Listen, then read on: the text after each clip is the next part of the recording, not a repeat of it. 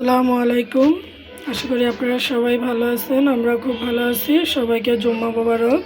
তো দেখতে দেখতে আজকে ষষ্ঠ রোজা, এই যে ইফতারি করলে ষষ্ঠ রোজা হয়ে যাবে।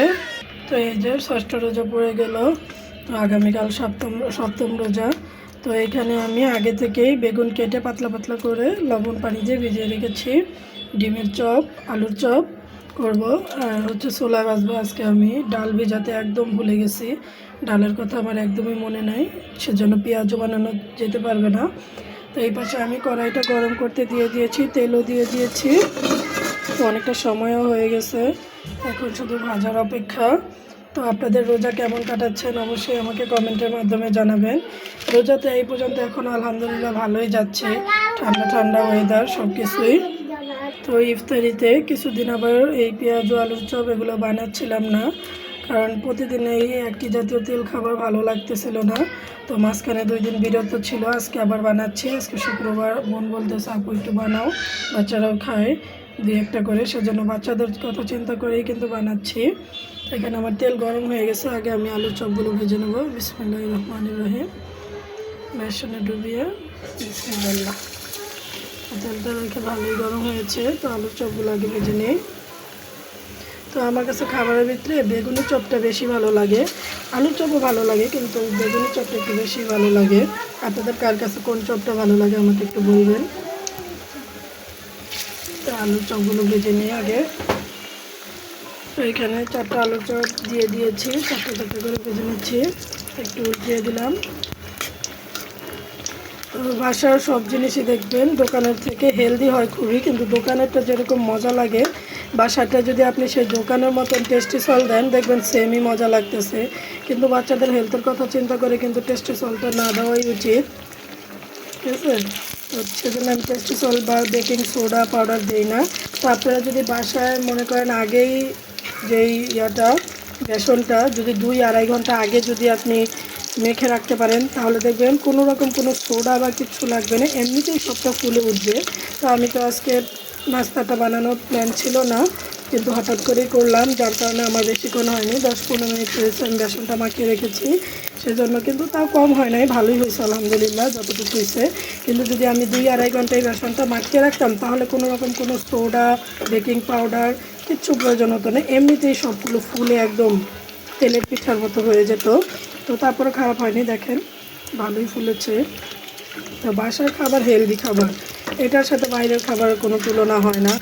যারা যারা বলেন যে হ্যাঁ বাসাটা থেকে বাইরেটা বেশি ভালো লাগে, আমার মতে মুখের রুচিটা আসল না, আপনার স্বাস্থ্যটা হচ্ছে আসল। তেলের খাবার এমনিতেই স্বাস্থ্যের জন্য ক্ষতিকর, তার উপরে বাসায় যদি করেন তাহলে দেখা যায় যে একটু পরিমাণ কম, কারণ সোডা, টেস্টিং সল্ট এগুলো ছাড়া বাসায় আপনি তৈরি করবেন, যার জন্য কিন্তু অত একটা সমস্যা হবে না।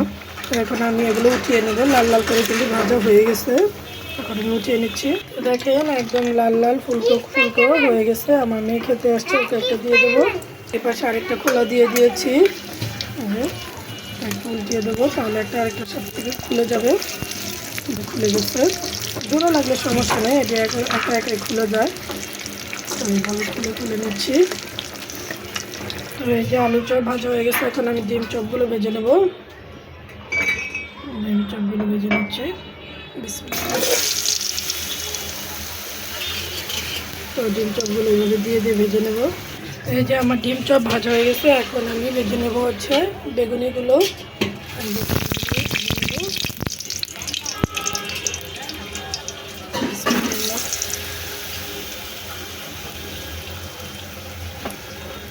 তো বেগুনগুলোকে আমি লবণ পানিতে ভেজানোর জন্য, কিন্তু বেগুনগুলো কোনো রকম কোনো কালো হয়নি, আমি দুটো করে বেগুনি ভেজে নেব, কারণ বেগুনটা একটু বড় বড়, তো সেজন্য বেগুনগুলো ভেজে নিই। ভাজা পোড়ার শেষে এতটুকু তেল ছিল, যা দিয়ে আমার কিন্তু ছোলা বুটটা খুব সহজেই রান্না হয়ে যাবে। তো এখন আমি ছোলা বুটটা রান্না করবো। প্রথমে পেঁয়াজটা দিয়ে দিলাম রান্না করার জন্য। তো ভাজা পেঁয়াজটা হয়ে গেছে, এখন এখানে আমি আদা রসুন বাটাটা দিয়ে দেবো। তো আম্মু মনে হয় চলে আসছে। তো এখানে হলুদ, মরিচ, লবণ সব দিয়ে দিয়েছি। এখন আমি সেদ্ধ করে রাখা আলু এবং ছোলাটা দিয়ে দিলাম। তো ছোলার ভিতরে আলু না দিলে কিন্তু আবার খেতে ভালো লাগে না, তো সেই জন্য দিয়ে দিলাম। এখানে আমি সামান্য পরিমাণে পানি দিয়ে দেবো, একটু কষিয়ে নিই। তারপরে বুটে আমি একটু পানি দিয়ে বসিয়ে দিয়েছি, তো একটু আঠা আঠা হলেই আমি নামিয়ে নেব। তো এই মাখা মাখাটা হয় কিন্তু মূলত এই আলুর জন্য, এই আলুগুলোর জন্য কিন্তু খুব সুন্দরভাবে মাখা মাখা হয়। এটাকে সুন্দর করে মিক্স করে নেব। হয়তো আমার বুটটা হয়ে গেছে। তো দেখা হচ্ছে আপনাদের সাথে আবার ইফতারিতে। একে একে আমাদের সব ইফতার রেডি হয়ে যাচ্ছে। এই যে আমাদের ঘরের বড় রোজদারিরা। সিনামণি কি করতেছ? কি করতেছ? তরমুজ এখনই খায়? আজান তো দেয় নাই, আজান দিতে আর 5-7 মিনিট বাকি। তো বোন শরবত বানাচ্ছে। এখানে আমাদের সব ইফতারির আয়োজন হয়ে গেছে। তো আপনারাও সবাই এভাবে যারা যারা ইফতারি আয়োজন করেন, আপনারা সবাই আমাদের কমেন্টের মাধ্যমে জানাবেন। আর আপনারা সবাই ভালো থাকবেন, সুস্থ থাকবেন, আর কেএস দেওয়ান ব্লগের সঙ্গেই থাকবেন। আল্লাহ হাফেজ, সবাইকে জুম্মা মোবারক। আল্লাহ হাফেজ। টাটা দাও, টাটা দাও। মিনামণি টাটা দাও। টাটা দেবে না, টাটা দেবে না। তো সবাই ভালো থাকবেন। আল্লাহ হাফেজ।